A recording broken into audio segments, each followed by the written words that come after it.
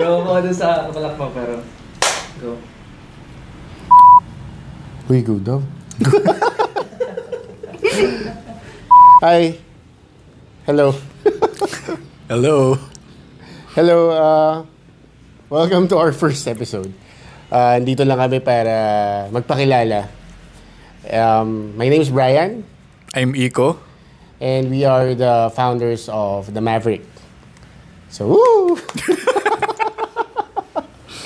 Hindi. Ano ba? Para saan ba itong podcast na to? I think it's a no-book. I think it's time for us kasi na magpakilala. No? Us being the heads of the brand.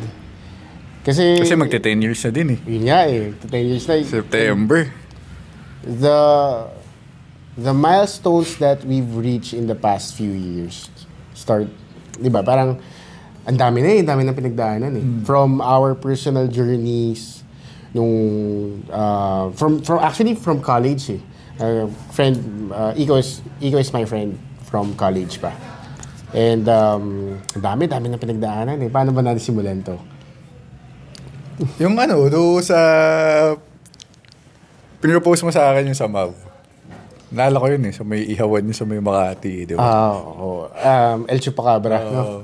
Pero nagkakilala talaga tayo sa Dota talaga. Di ba? Sa Mineski.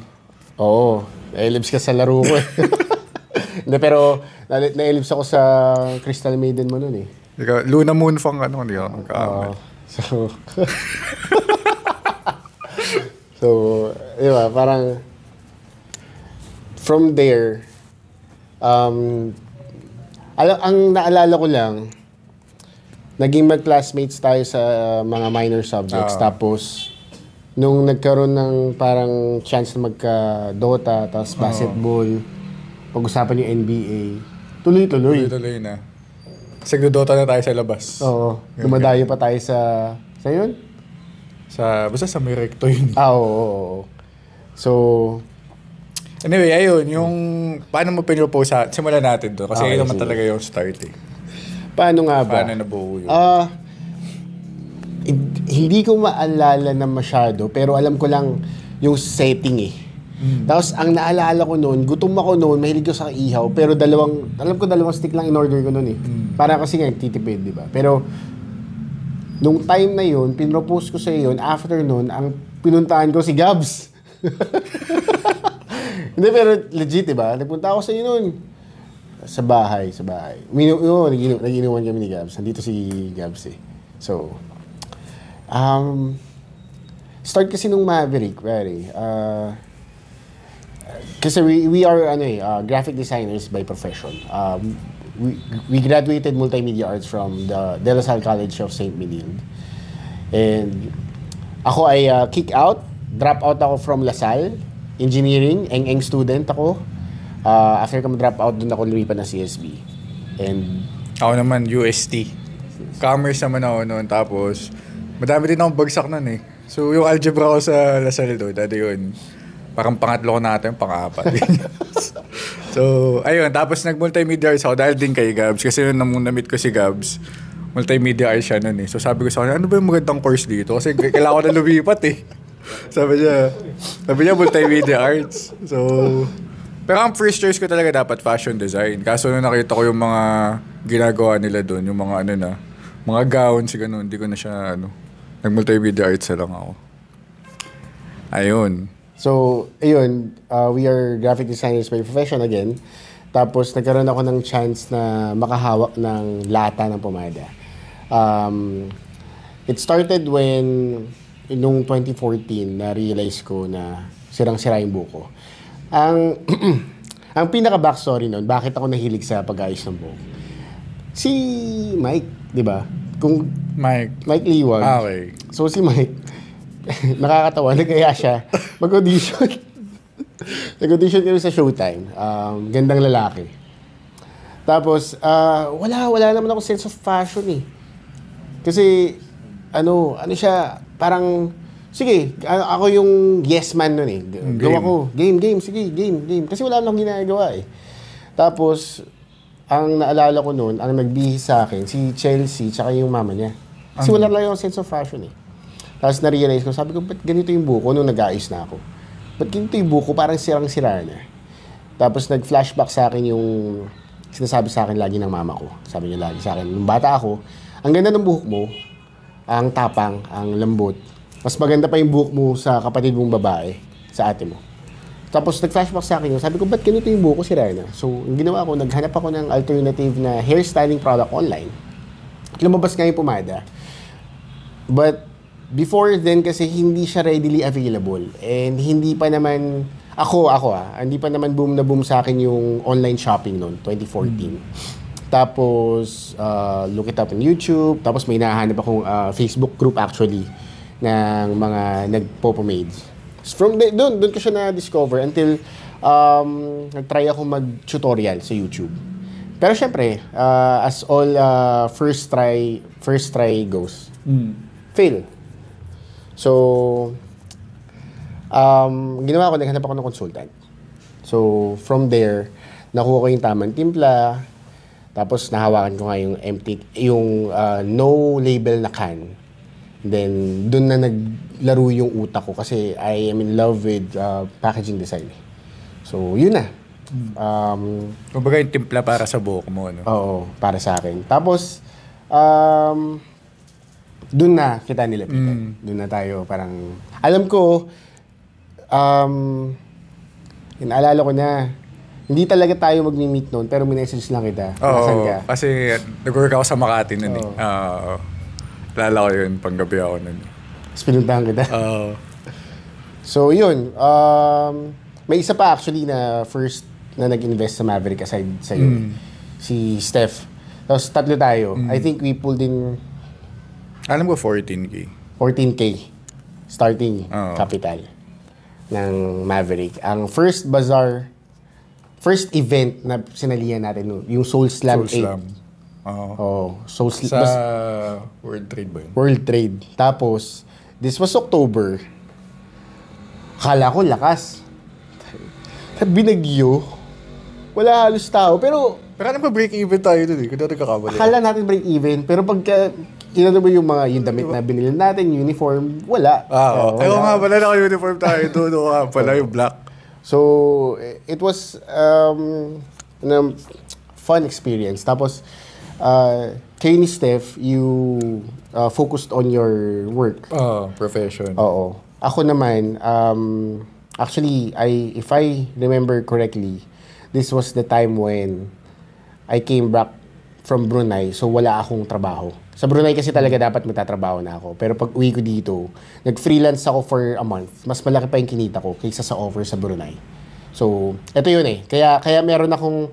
Kaya napaisip ako eh, bakit kayo may trabaho, ba't ako wala?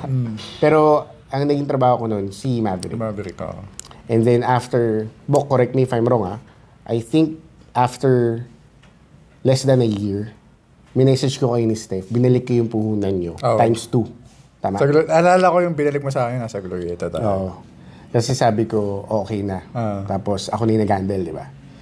So, yun yung start ng Maverick. Pero, ano ba nangyari? Ano bang ginawa mo nung time na yun? Hindi. Nung time naman kasi na yun, more of ano naman yun. Kasi diba, again, hindi naman tayo business person. Hindi naman ito first business natin, pero technically kasi, madami na tayong negosyo, pero hindi naman nag-work eh. Diba? Ayun naman talaga yung katotohanan. Tapos yung time sa Mav, technically, ayun nga, lahat kasi ikaw yung gumagawa ng time na yun. So parang ako, nag-focus na ako doon sa work. Tapos, ayun, ang nangyari sa akin nun, nung may work ako, to be fair naman sa'yo, parang kumbaga tinreat mo naman ako as partner talaga nun na ina-update mo pa din ako. Tapos pupunta pa din naman ako sa mga bazaar. It's just that, hindi ako pupunta sa lahat.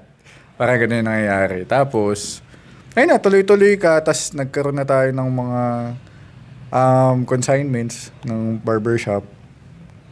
Yung mga door-to-door. Yung tingin ko magandang ikwento yung nagdo-door-to-door tayo. Alam ba yung una nating ano?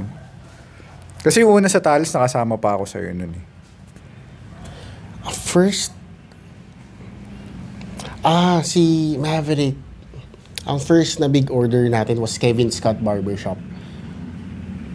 Sa Market. Okay. Through a reseller. So si Maverick, besides sa nangangato ko sa mga barbershop na nadadaanan ko, like sila Talas, nag-flourish tayo sa loob ng community. Tapos, doon, dami nagre-resell. So, tapos, ang minimum order lang nun, 12 pieces. Tapos may libre ka isa. Dati kasi di pa uso yung mga ads eh. No? Tao-tao lang talaga yung benta. No? Tapos merong isang reseller, shoutout sa'yo bro, attorney JM Banico. Bigla siya umorder ng 50 pieces. Gulat ako, laki. From 12 pieces, 50 pieces order niya, i-consign daw niya dun sa barbershop ng kaibigan niya. Which, again, was Kevin Scott.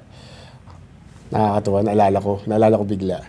Tapos, si Talas was a very defining moment sa journey ni Maverick kasi naliligaw ako kay Talas every week ako nandun. Hindi ako pinapansin.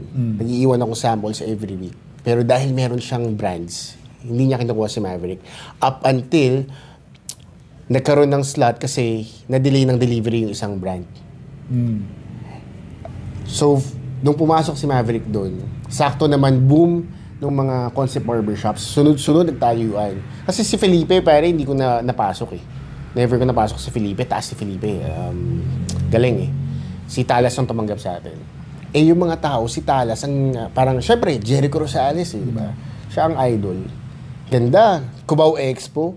Doon din tayo tumatambay. Oo. Parang, di ba, Talas Manileño, Jericho Rosales, Cubao Expo. Puta pa, how hipster can you be, di ba? How cool can you be?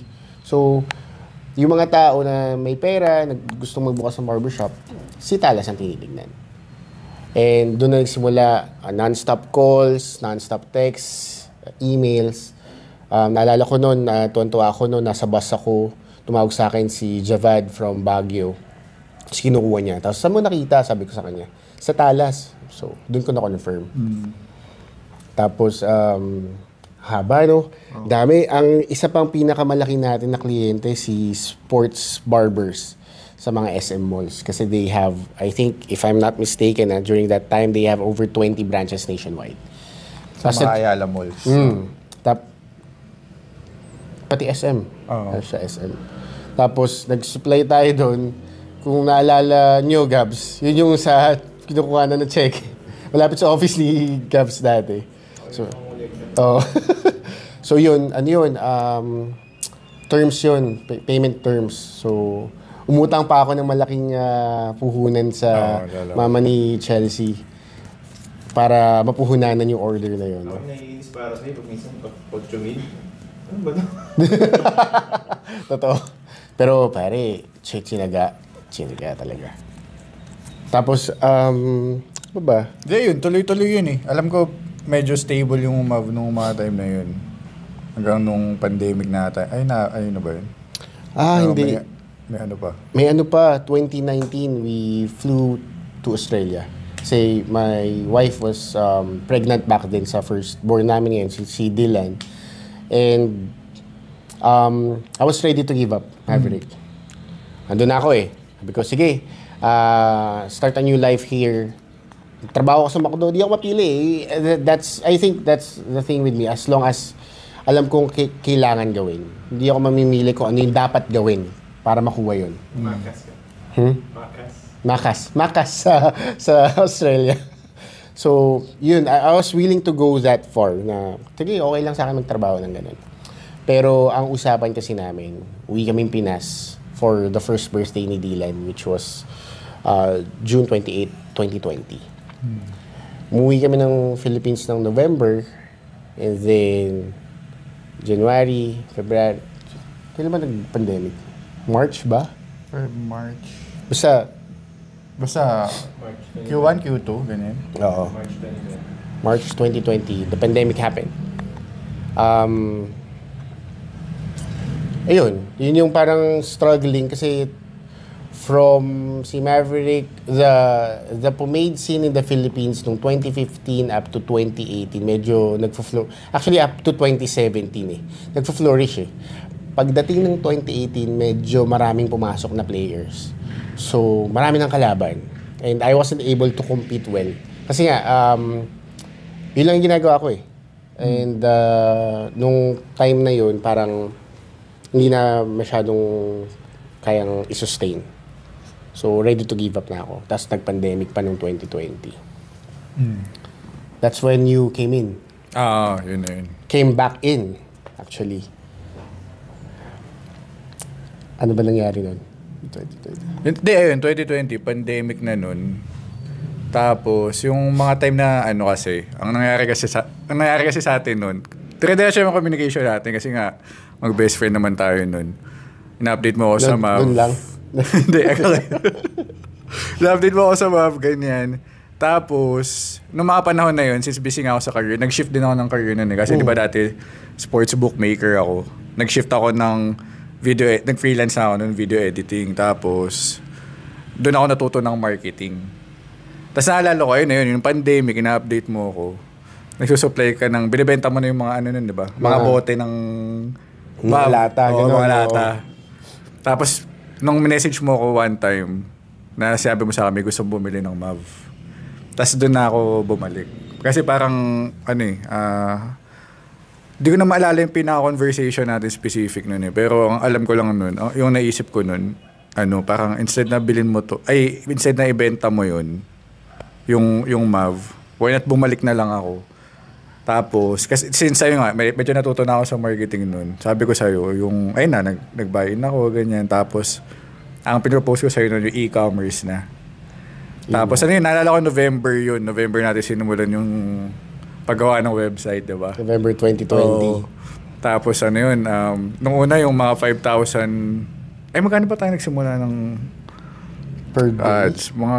Wala atang 5K yun Para mga 3K lang ata, mga ganun. Per month? Laking-laki na tayo. Hindi, per day na tayo. Per day, 3,000. Laking-laki na ata tayo. Nung time na yun, laking-laki na tayo dun. Nakakalula na.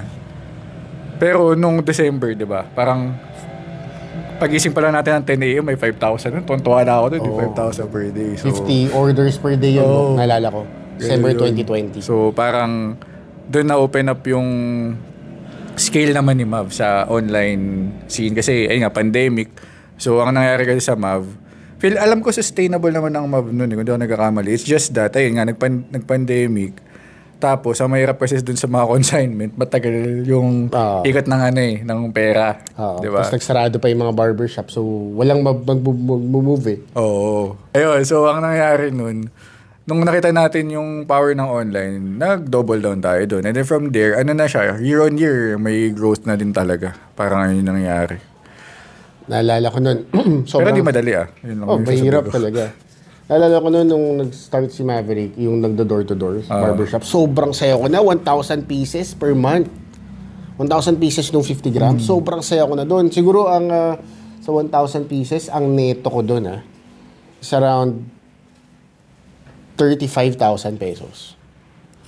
And doon ko na-realize, nung December 2020, doon ko na-realize na yung ginagawa ko pala noon was just a salary maker.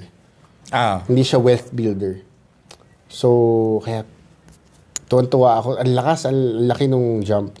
Parang... Ngayon ba wealth builder na?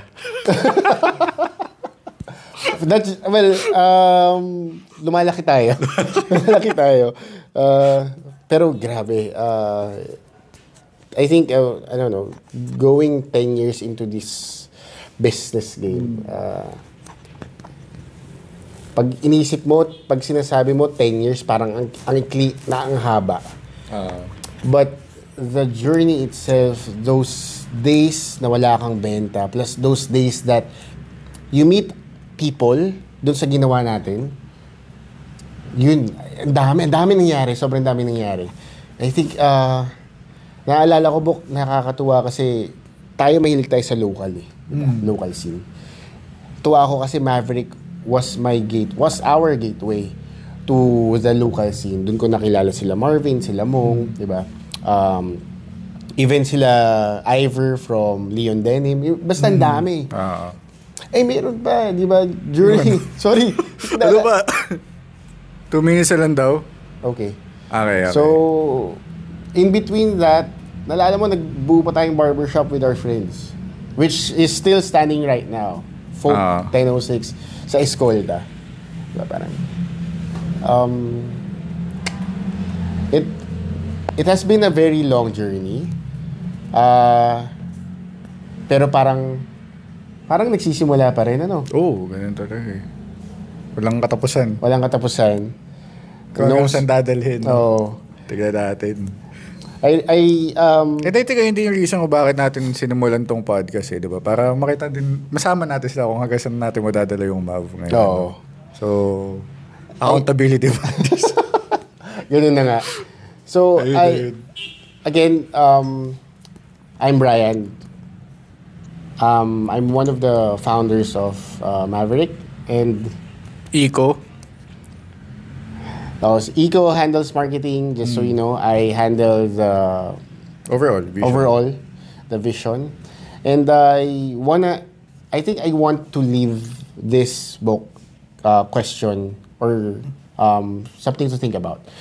Alala mo ba yung question natin even before? What is success to you? So, lalala ko noon, pares tayo sagot. Ano? Success is a ladder. Parang, even hanggang ngayon, ganun pa rin. It's never ending for us. I don't know if that's parang masyado bang mataas ang pangarap, pero again, mangangarap na lang eh. So, parang shoot for the moon, di ba? Parang, yun lang. What is success, di ba? Pero it's something that, Maverick is something that we will continue doing. Hanggang kung saan natin kayang dalhin. Kasama na natin sila. Oo. Yun. Thank you. Thank you. See you next episode po.